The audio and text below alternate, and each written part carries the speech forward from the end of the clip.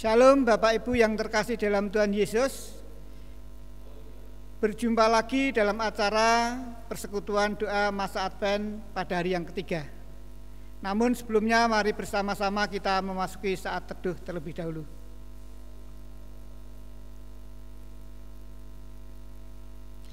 Cukup.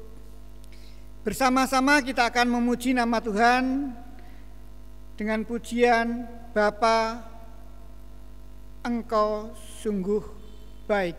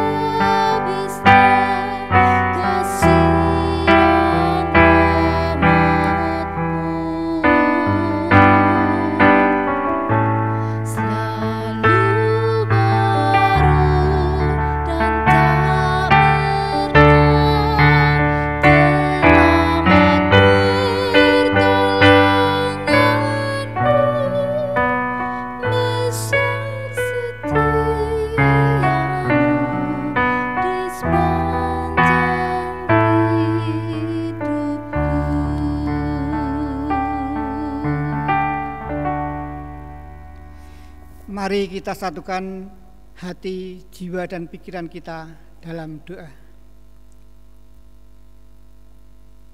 Sembah dan syukur kami aturkan kehadirat-Mu ya Allah Bapa yang di surga, atas berkat-berkat-Mu yang selalu melimpah di dalam kehidupan kami di sepanjang hari.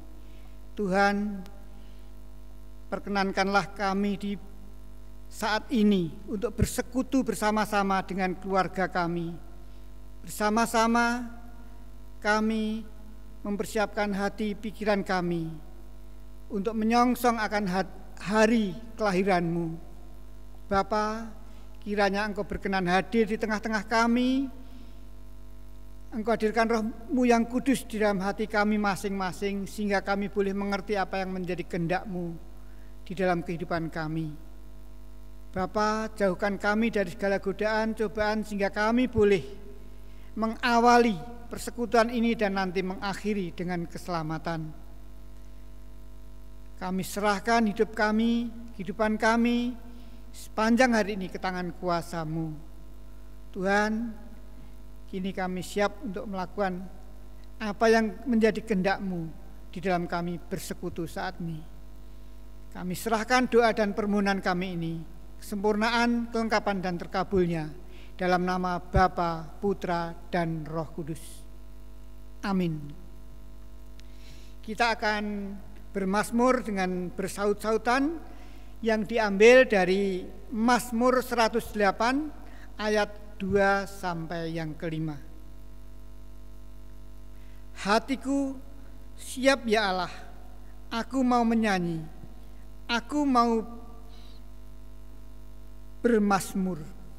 Bangunlah hai jiwaku, bangunlah hai gambus dan kecapi. Aku mau membangunkan fajar. Aku mau bersyukur kepadamu di antara bangsa-bangsa ya Tuhan. Dan aku mau bermazmur bagimu di antara suku-suku bangsa. Sebab kasih-Mu besar mengatasi langit, dan setia-Mu sampai ke awan-awan. Bersama-sama kita akan memuji nama Tuhan kembali dari pujian Kidung Jemaat 454 bait yang pertama dan yang kedua. Menghargai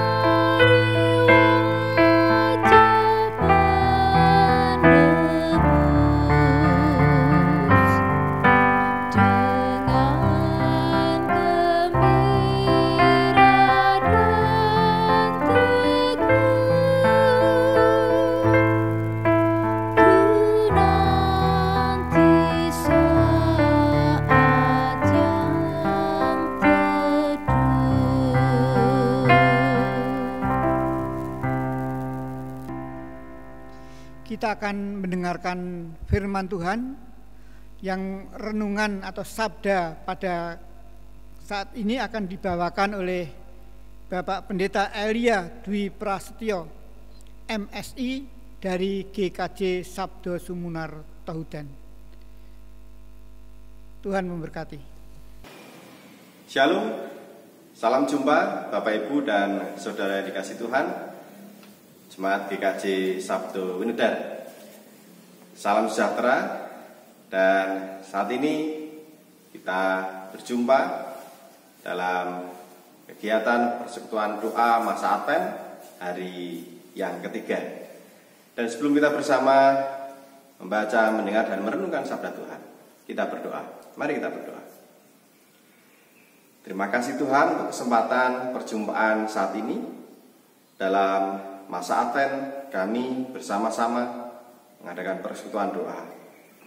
Kiranya Tuhan hadir dan Roh Kudus-Mu menerangi akal budi pikiran kami, supaya kami boleh mengerti apa yang menjadi kehendak-Mu. Bersabdalah ya Tuhan, kami siap untuk mendengarkan. Amin. Pembacaan firman dalam persekutuan doa hari ini dari Matius 9 ayat 9 sampai 13. Matius 9 ayat 9 sampai 13 demikian. Setelah Yesus pergi dari situ, ia melihat seorang yang bernama Matius duduk di rumah cukai. Lalu ia berkata kepadanya, "Ikutlah aku." Maka berdirilah Matius lalu mengikut dia. Kemudian ketika Yesus makan di rumah Matius, datanglah banyak pemungut cukai dan orang berdosa dan makan bersama-sama dengan dia dan murid-muridnya. Pada waktu orang Farisi melihat hal itu, berkatalah mereka kepada murid-murid Yesus, "Mengapa gurumu makan bersama-sama dengan pemungut cukai dan orang berdosa?" Yesus mendengarnya dan berkata, "Bukan orang sehat yang memerlukan tabib, tetapi orang sakit. Jadi pergilah dan pelajarilah arti firman ini. Yang kukehendaki ialah belas kasihan dan bukan persembahan. Karena aku datang bukan untuk memanggil orang benar, melainkan orang berdosa." Amin. Demikian sabda Tuhan. Dan berbagailah kita yang membaca, mendengar, merenungkan, meyakini akan sabda firman ini dan juga melakukan dalam hidup hari lepas hari. Ibu, Bapak, dan saudara yang kasih Tuhan, tema renungan hari ini, sahabat yang tersingkirkan. Bapak Ibu, masa Advent, masa penantian, dan juga masa persiapan kita menyambut kedatangan Tuhan. Dan secara khusus memang ini menjadi masa-masa kita menyiapkan diri menyambut masa Natal, kelahiran Tuhan Yesus. Kita merayakan kehadiran Tuhan Yesus dalam dunia ini. Sekarang memang situasinya berbeda dengan tahun kemarin, karena kita saat ini ada di tengah-tengah masa pandemi. Tetapi kita bayangkan, jika kondisinya normal, dalam hari-hari seperti ini, minggu-minggu seperti ini, persiapan apa saja yang sudah kita lakukan untuk menyambut Natal? Pasti sudah sangat sibuk panitianya, pengurus kelompoknya, majelisnya, komisi pemuda, dan semua yang ada di gereja sedang bersemangat untuk menyiapkan perayaan Natal. Kalau anak-anak kecil biasanya, pengalaman saya dulu, ketika masuk bulan Desember itu memang bulan yang sungguh dinantikan. Gereja saya dulu punya pepandan yang banyak, 8. Jadi mulai minggu pertama bulan Desember itu sudah ada jadwal perayaan Natal sekolah minggu. Giliran gantian berkeliling. Ini yang ditunggu-tunggu oleh anak-anak. Sebulan full itu bisa dikatakan terus merayakan Natal. Pindah-pindah. Menyenangkan. Karena apa? Yang ada dalam pikiran anak-anak waktu itu, makanannya apa, snacknya apa, nanti kadang ada door prize hadiahnya apa. Dan tentu saja menjelang Natal pasti sudah mengajukan permohonan kepada orang tua, beli baju baru, sepatu baru. Ini yang disiapkan, ini yang diharap-harapkan, ini yang ditunggu-tunggu. ketika menyambut Natal. Lalu bagaimana dengan para orang tua? Kita mungkin mengatakan, kalau kita orang tua ya nggak seperti itulah Pak. Masa cuman mikir ke makanan dan konsumsi atau baju, pamer baju dan sebagainya. Bisa jadi seperti itu. Tetapi Bapak Ibu dan Saudara dikasih Tuhan, mau anak-anak, pemuda, remaja, bahkan orang tua, bisa jadi pola pikirnya tidak jauh berbeda. Menjelang Natal, yang lebih menguasai pikiran kita adalah sesuatu yang menyenangkan. Tidak jarang orang tua dalam menyambut Natal lebih fokus ke soal konsumsi. Seringkali terjadi dalam kepanitaan Natal, urusan konsumsi menjadi masalah besar. Mau menu sate, apa soto, mau masak sendiri, apa pesen catering, heboh. Dan seringkali juga terjadi setelah perayaan Natal yang ada malah justru kekecewaan, baik jemaat ke panitia atau antar panitia dan sebagainya. Dan jangan salah, bukan hanya anak-anak yang pamer baju baru saat Natal, orang tua juga, diakui atau tidak, masih suka pamer di masa Natal. Bukan lagi pamer baju baru atau sepatu baru, bukan, itu kan kelas anak kecil. Orang tua pamernya apa? Wah, pamer anak pertama sudah jadi apa, anak kedua jadi apa, anak pertama punya apa, anak kedua punya apa. Enggak bermaksud pamer kok Pak, cuman cerita ke sesama warga gereja, ini lu anak saya sudah diangkat jadi pegawai ini, sudah naik jabatan, dapat fasilitas ini dan itu dan sebagainya. Kesimpulannya apa Bapak-Bapak? Masa Natal, perayaan Natal, hati kita, pikiran kita dikuasai oleh hal-hal yang sifatnya dunia. Dan lebih lagi kita fokus kepada diri sendiri, lupa dengan eksistensi orang lain. Di mana Natal ini kalau kita hayati sungguh-sungguh adalah hadirnya Tuhan ke dunia dalam wujud manusia dalam diri Yesus Kristus, sebagai wujud kepeduliannya, cinta kasihnya yang luar biasa kepada manusia. Tuhan datang untuk mencari orang-orang yang memang membutuhkan. Nah, banyak juga kelompok atau gereja ingin mewujudkan atau mengekspresikan kepeduliannya kepada orang lain di masa Natal. Wah, Natal ini kita nggak akan bikin perayaan di gereja. Kita mau kunjungan ke panti asuhan, kita menyatakan kepedulian kita, kasih kita kepada orang lain yang memang membutuhkan. Bagus. Tapi tidak jarang yang terjadi ketika rombongan ini sampai ke tempat yang dituju, tak panti Breda, panti asuhan anak atau yang lainnya. Mereka datang membawa sesuatu, tetapi sampai di sana yang terjadi mereka bergerombol sendiri, berkumpul dengan kelompoknya sendiri, foto sana, foto sini, selfie, wifi di berbagai sudut di panti asuhan itu.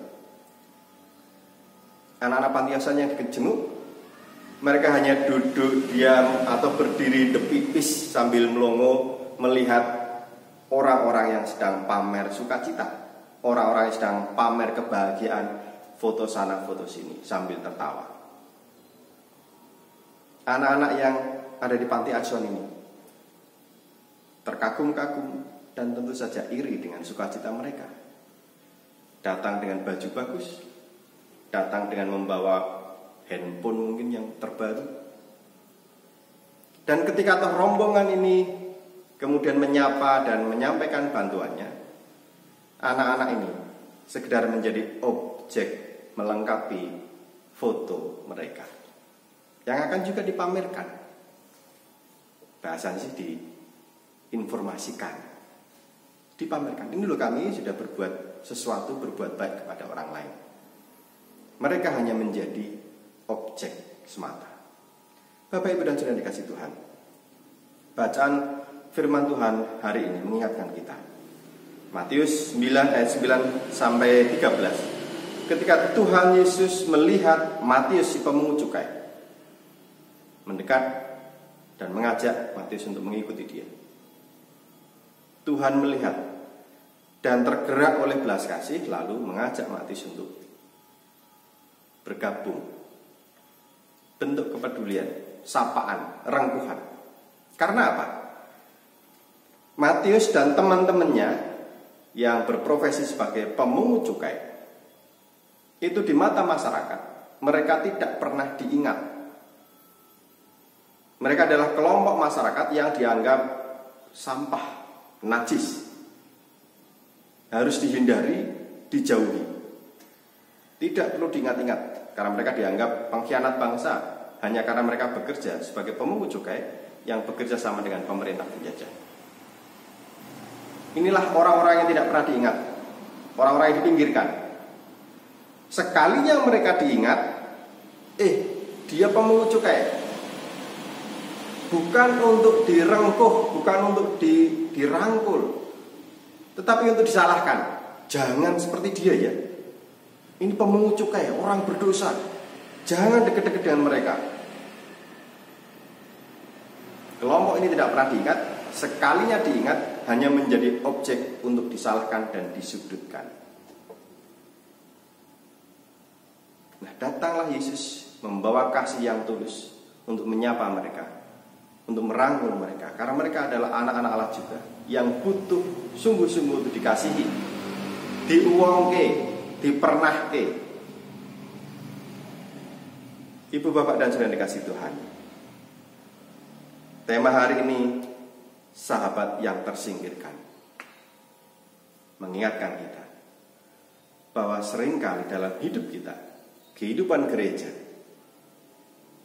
kita melupakan mereka-mereka yang semestinya kita perhatikan. Bahkan dalam perayaan Natal, kita melupakan esensi yang utama, Tuhan Yesus sendiri. Karena apa? Ya, kita sibuk dengan tadi persiapan ini, persiapan itu, makanannya, menunya apa, bajunya apa, dekorasinya seperti apa, dananya dapat dari mana, hal-hal teknis. Yesus sendiri sudah sedikit banyak terlupakan dan tersingkirkan. Belum lagi tadi panggilan untuk peduli kepada orang lain sebagaimana yang Tuhan Yesus lakukan. Seolah-olah kita peduli, tetapi yang sering kali terjadi adalah mengingat orang lain hanya dalam rangka untuk menjadikan mereka sebagai objek melengkapi kebutuhan kita. Seperti pemungut cukai yang sering kali dilupakan, tapi begitu diingat, mereka diingat hanya untuk disalahkan dan disudutkan.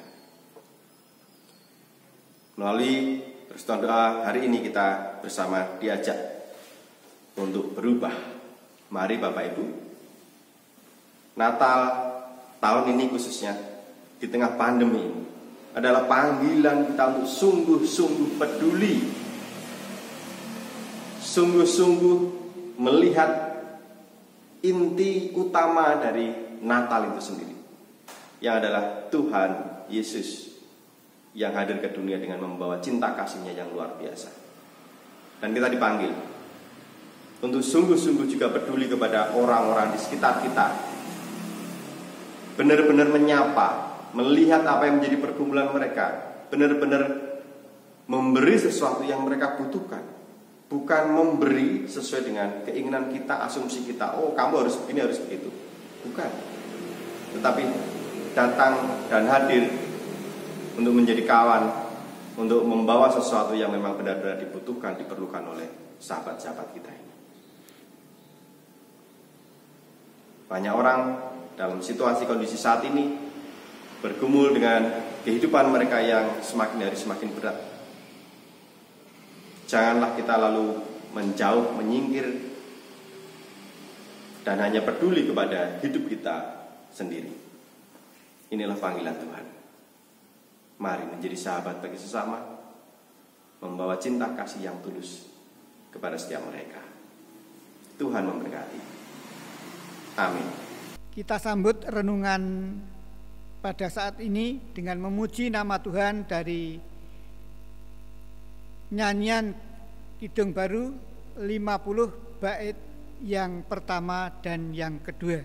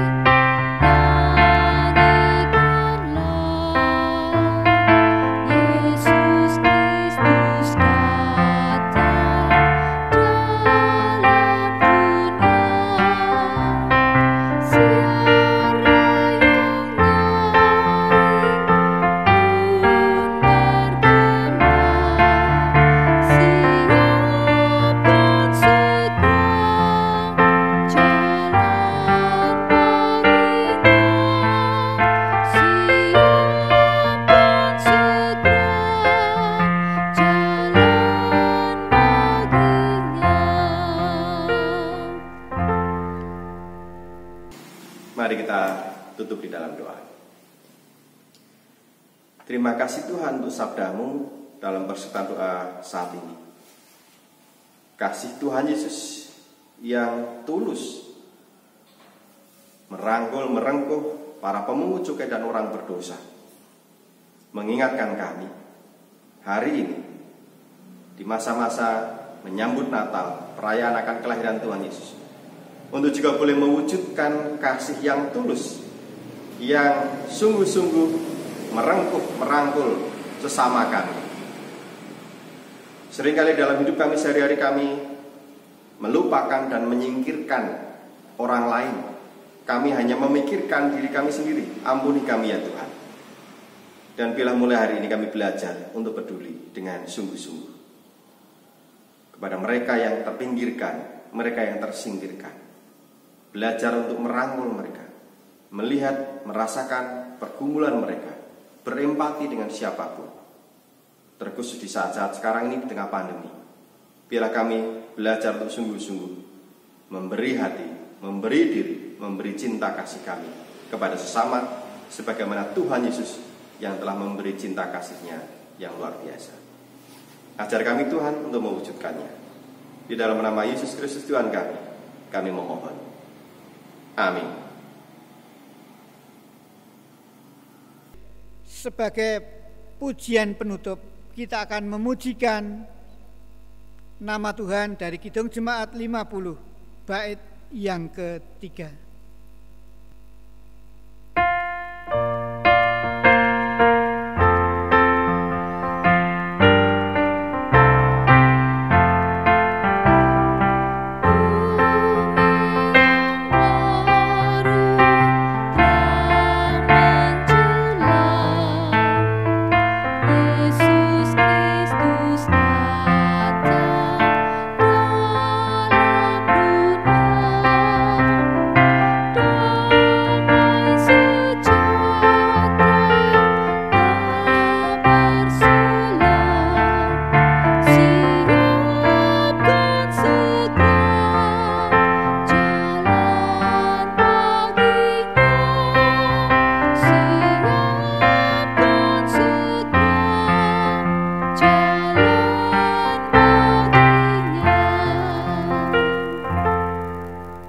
Demikian Bapak Ibu yang terkasih,